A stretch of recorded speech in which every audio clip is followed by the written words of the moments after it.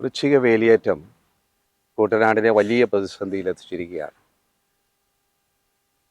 കുട്ടനാട്ടിലെ താഴ്ന്ന പ്രദേശം, പ്രത്യേകിച്ച് മങ്കമ്പ, പുളിങ്കുന്ന് പോലുള്ള താഴ്ന്ന പ്രദേശം മുഴുവൻ വെള്ളത്തിനടിയിലെത്തിയിരിക്കുന്നു. ഇത് നെൽവയലെ മാത്രമല്ല, കരകൃഷി, പച്ചക്കൃഷി ചെയ്ത കർഷകൻ, കപ്പ നട്ട കർഷകൻ, വാഴ വെച്ച കർഷകൻ എല്ലാം അവരുടെ നഷ്ടപ്പെട്ടു പോകുന്ന നിലയിലേക്ക് നിൽക്കുകയാണ്.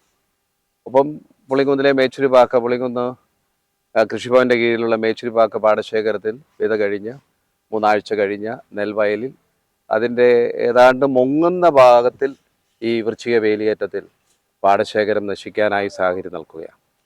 അപ്പോൾ തീർച്ചയായും ഇതിനൊക്കെ അടിയന്തര നടപടി ഉണ്ടാകേണ്ടതാണ്. ഈ വൃശ്ചിക വേലിയേറ്റത്തിൽ കുട്ടനാട്ടിലേക്ക് അധികരിച്ചു വരുന്ന ഒഴുക്കിനെ നിയന്ത്രിക്കുന്നതിന് വേണ്ടിയാണ് തണ്ണീർമുക്കം ബണ്ട് നിർമ്മിച്ചത്. 90 ഷട്ടറുകൾ. എന്നാൽ അതിൻ്റെ മധ്യഭാഗത്ത് 28 ഷട്ടറുകൾ മാത്രമാണ് ഇപ്പോഴും അടച്ചിരിക്കുന്നത്.